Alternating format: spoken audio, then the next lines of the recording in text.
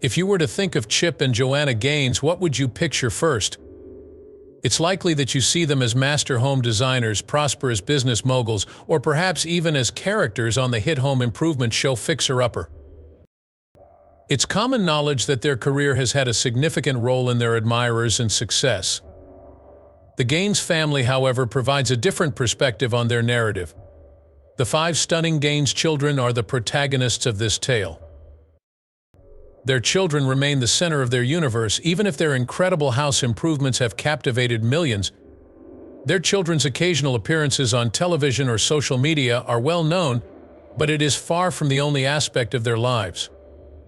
We will address that specifically today. But first, let's pause and familiarize ourselves with Chip and Joanna. What they were doing prior to meeting, how they met, how they began their business partnership, and how they rose to popularity are all part of this, and the significance of their children to their narrative. Without further ado, let's begin. Chip Gaines came into this world in Albuquerque, New Mexico on November 14, 1974. That, however, was not his primary residence during his formative years. Texan territory. It was when he was 8 years old that his family uprooted and headed for Colleyville, Texas.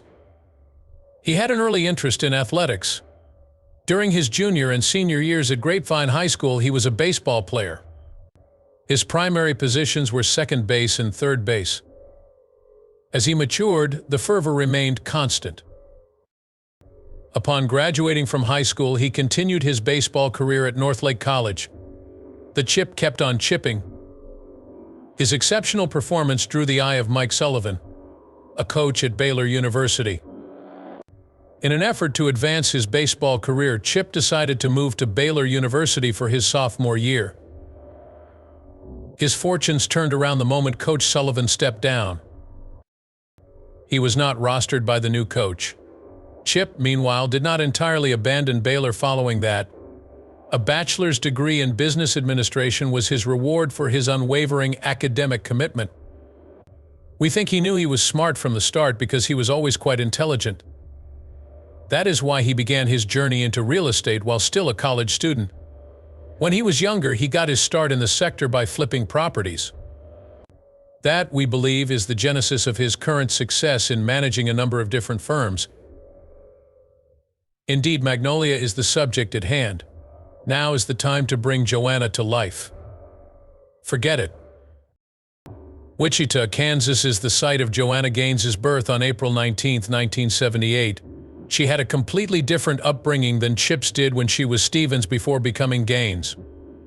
Her parents were from different cultures, and she grew up knowing both. Nan Stevens, her mother, was an immigrant from Korea, and Jerry Stevens, her father, was of Lebanese and German descent. The tale of Jerry and Nan is equally captivating. Jerry was required to serve his country in Seoul, and it was there that they first crossed paths. At least in regards to her time in school, Joanna had a rough childhood. Bullying was a common occurrence for her because she was the sole Asian American student at her school. The hard life, though, didn't last forever. When she was named homecoming queen in junior high, her life took a completely positive turn. After school, guess where she headed to study? Baylor is in Texas. Even though Chip went there for school, that isn't where they first met. We will shortly reach the spot where they cross paths. For a moment, let's return to Joanna's place. She interned in New York City for the reality show 48 Hours while she was a student at Baylor. She earned a bachelor's degree in communication from Baylor University in 2001. She was visiting her father's car repair shop in Waco when who should she run into? James Gaines. Well, that was the beginning. They initially encountered each other at that location. We will now jump right into Chip and Joanna Gaines' narrative. Joe was the office manager at his father's car repair business where their story started. She had recently graduated from college, and Joe was 23 years old. Joe, like many others in her 20s, was uncertain about her life's direction. Outside her store, Chip saw Joe, so he went up to her and started talking to her. Finally, he requested her phone number. A day later, he gave her a call to invite her out on a date. Joe gave his assent, along with a date. The saying goes that first impressions are lasting impressions, but Chip didn't have a good one. Who did the fool who was tardy to his first date? Piece of cake. Despite Joe's dissatisfaction, she decided to give him another try. The supper was a blast for them. Despite her annoyance with him, she chose to ignore it because Chip had a nice nature. Joe didn't fall head over heels for Chip at first sight, but she does remember having a sneaking suspicion that he could be the one. Maybe he's the one she'll marry someday. When they went on their second date, things still weren't going according to plan. They ceased communicating because Joe sustained a catastrophic injury that necessitated surgery. All communication between them was suspended during that period. Nevertheless, she continued to bring up Chip when she was in the recuperation phase. It took Chip 2 months before he returned and asked her out again. Their second date was excellent. Chip informed Joe he loved her 4 months after their second date, expressing his affections for her. Joe had to take a break. After taking a brief break, she quickly came to terms with the fact that their feelings were reciprocated. After nearly a year of dating, Chip and Joe finally decided to pop the question. It was Chip who put the proposal. He had meticulously plotted it out. A performance outside of Waco was Chip's concert proposal to Joanna. That was her agreement. Therefore, they got in their vehicle and drove away. However, Chip took her to a shopping area where his parents had grown up in instead of the performance, and he made his proposal there. The suggestion wasn't over here, in case you were wondering. The next stop on their engagement ring shopping spree was at a nearby jewelry store, where Chip took Joe to let her pick out the perfect stone. Lovely, isn't it? But wait, that wasn't even the final straw. Still to come was the most delightful task. Following the completion of the ring, Chip treated Joe to supper, where their respective families were waiting to see them. Her sibling, Chip's parents, and Chip's sister, too. There was an immediate outpouring of support for the happy couple from all of them. It took them nearly 6 months from the time they were engaged to begin wedding preparations. The happy couple finally married the knot on May 31, 2003 in Waco, Texas, their hometown. The ceremony took place at Earl Harrison House. Oh, and in case you were wondering, Joe wore a stunning strapless white gown and a tiara on her wedding day. Just married was the sign that the happy couple hung from a vintage car as they drove away after the ceremony, marking the beginning of their wonderful journey together. They kept things simple during the honeymoon. Lovely and uncomplicated it was. Unexpectedly, they began their journey in Manhattan and ended up in rural New York. Additionally, they had been bankrupt by the time they reached Waco again. Still, it didn't imply they were miserable. Their joy knew no bounds. Joe and Chip made their home in an ancient house that Chip had owned for a while.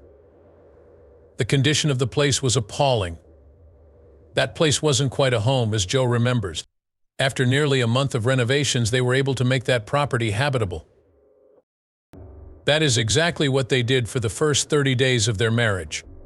As they worked on the house, they realized something. It was Joe who knew all there was to know about the design. While Chip took care of the renovation details, she seemed to have no trouble at all. Additional details emerged. They discovered each other's strengths and areas for improvement as they worked on this project side by side. This will later play an essential role in their company strategies. Chip was more of an idealist and long-term thinker. Joe was good at paying close attention to detail, while he was willing to take chances. It wasn't that their collaboration was going swimmingly. It wasn't easy for Joe and Chip to work together at first, and they had their share of arguments. These weren't the only obstacles, though. The space was quite cramped, measuring in at a mere 800 square feet, plus they had a severely constrained budget. They managed to get everything in balance in the end. We now know that house is Magnolia, and it was the stairway to our thriving business. Let's get into the topic of how they established this thriving business. Their children will be discussed afterwards. Please stay for the rest of the narrative because it is fascinating. Everyone knows that Joe was helping out at her father's shop before she met Chip, but she had loftier ambitions. Having her own boutique was her lifelong dream. Upon telling her spouse about her dream after they were married, he was overjoyed and told her to pursue it. They set out to find the ideal location to launch their business. They came to a building in a residential area while keeping an eye out for it. Joe and Chip made the building owner, a woman, very happy when they presented her with the concept. However, there was a single issue. It was out of Joe and Chip's price range. There were others who were interested in that location as well. As a result, Joe and Chip faced competition from others who could provide substantially more. They were on the verge of giving up when the seller called. They hadn't anticipated that. The purchaser expressed her readiness to accept their offer. Joe and Chip, incidentally, had put up $4 million. Looking back, they consider this to have been a blessing in the will of God. We now know it as Magnolia, and its grand opening was in October 2005. Joe had doubts about the venture's viability. However, the locals absolutely adored it, much to her astonishment. People flocked to them because the store had that special something that no one else had. While Chip continued to flip houses, Joe threw himself into his new venture. The fact that Joe provided them with design suggestions was the thing that people enjoyed most about Magnolia. She capitalized on her expertise. After over 10 years of making people happy with their unique home improvement skills, Joanna and Chip finally taped an episode for HGTV. With over 1.9 million viewers, it was a smashing success when it debuted in 2014. The show highlighted the couple's special ability to restore dilapidated homes to their former glory. One of the most popular HGTV shows was Fixer Upper, which they hosted because of how popular they became. Chip and Joe are quite successful in more than only their home renovation and television ventures. Furniture, rugs, paint, and wallpaper are available for sale. Drake, Joanna and Chip's first child, was born in February 2005. From that point on, their lives were drastically altered. Now that we've covered Chip and Joanna's narrative, let's shift gears and discuss their lives with children. Following their marriage, Chip and Joanna did more than just start a family. They also established Magnolia, a thriving business, and appeared on Fixer Upper and other similar series. The very essence of their family are their 5 children: Drake, 19, Ella, 17, Duke, 16, Emmy, 14, and young Cruz, 6 years old. They are individuals with extraordinary powers to change houses, and the entire world knows it. To their kids, though, they're just parents. Although Joe and Chip were busy running their business, they never let their responsibilities as parents take a back seat. There should be a happy medium, according to Chip, between being overly rigid and not letting your child do what they want. Looking back on his childhood, Chip remembers being very independent. His parents had no idea what he was up to all day. Chip admits that there are times when he is really severe, but he always wanted to be the chill parent who lets his kids do anything they wanted. Though they became famous and wealthy through their Magnolia empire, Chip and Joe always wished for their children, particularly Joe, to remain modest and grounded. In spite of their celebrity and fortune, she makes sure her kids live a regular life. Chip and Joe have succeeded in their lifelong goal of instilling moral principles in their children. That will become clear when you learn more about each of them. Drake Gaines was born to Joanna and Chip in February 2005, 2 years after they were married and Magnolia was started.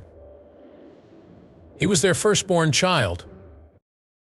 The honeymoon hotel that Chip and Joe stayed at inspired Drake's name. Drake was always into water sports and basketball when he was a kid. The man has an infectious smile and a wonderful sense of humor. If you saw the father-son moment in Fixer Uppers last season, you'll agree with me.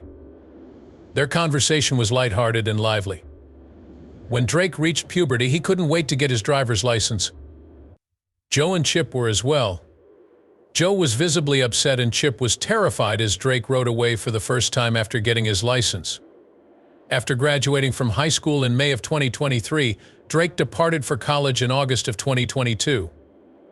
Drake also seems interested in TV production, it seems.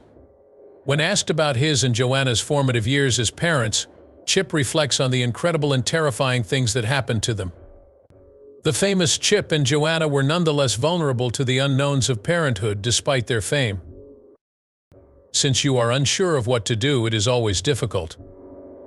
Although Chip and Joe, like any other parents, did their best to get ready to be parents by doing things like reading up on the subject, they didn't really understand what it meant to manage a child until they had Drake. Chip admits that he messed up a lot when Drake was younger. Recalling his past, he admits to have forgotten birthdays and even abandoned children in inappropriate locations. However, isn't that just a natural aspect of being a parent? Falling short and picking oneself up afterward. Joe and Chip had their second child over a year after Drake was born. A stunning girl named Ella, who is currently 17 years old. Ella looks more like her mom. She possesses same traits. According to Joe, she is a highly imaginative person who is also incredibly skilled at juggling multiple tasks at once. She had ambitions to manage her own donut truck and an early interest in food and design, among other things. This exemplifies her mother's trait of being a visionary. Okay, I'll give you a hint. Do you know any 12-year-olds who are interested in starting their own business? Pretty few, aren't there? One of them was Ella, I suppose. From the comfort of her family's kitchen, she launched a bakery, selling delectable baked sweets. In 2018, she introduced her baked goods to the office of the Gaines family, taking her baking to the next level. She was interested in more than just cooking. She also enjoyed gardening. In a Fixer-Upper episode, we witnessed her lending a hand to her mom in the rose garden. Joe cherished his time spent with Ella, who taught him gardening and flower care. On October 17, 2023, Ella celebrated her 17th birthday.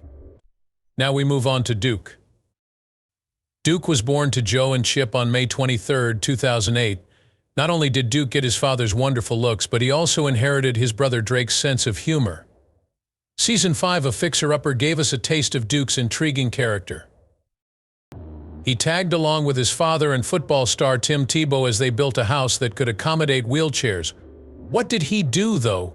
He didn't offer immediate assistance, but instead scoured the area for any scrap metal he could locate. He made a profit as a result of that. Our noble Duke even assisted out a family with that sum. Duke appeared on Halloween in 2022 while disguised as a minion. He wanted to be noticed, therefore that's why he went with it. Joanna went as far as to post a sneak peek on her Instagram, so there you have it, the delightful Gaines family member Duke. It was on January 5, 2010 that Joe and Chip welcomed Emmy Kay, their second daughter. Following in her older sister's footsteps, she is involved in the food industry. Along with her brother Duke, she sells eggs door to door. To take their little business to the next level, Duke and Emmy have even requested Joe and Chip for a farm vehicle of their very own. Those kids are really smart. Emmy tends to the hens on their property and sells eggs as well. Essentially, the daughters hold the reins of power here. The chickens are cared after by them. Emmy enjoys both agricultural life and the kitchen. Would you think she even has a cookie recipe all her own? The chocolate chip kisses were even named after her Emmy K's. Crew is the youngest member of the Gaines family, so let's discuss him immediately. On June 21, 2018, he entered this world. He will be 6 years old in 2024. Because he is the youngest, everyone loves and cherishes him. He is always attended to by 6 or 7 persons. According to Chip, he is an energetic and inquisitive youngster. Crew has been Joe and Chip's little helper, and he sometimes goes to work with his parents. The little boy's primary career objective was to earn a living as a tire man. Later on, his focus shifted, and he aspired to make a living as a butterfly catcher. In the end, he settled on becoming a firemaker. We'll have to wait and watch how this tiny boy develops into something else. This concludes our genealogy of the Gaines family. Why are you a fan of them? Post a comment and tell us. Also, a thumbs up would mean a lot if you enjoyed the video. In the next one, we'll see you, and we appreciate you watching this one.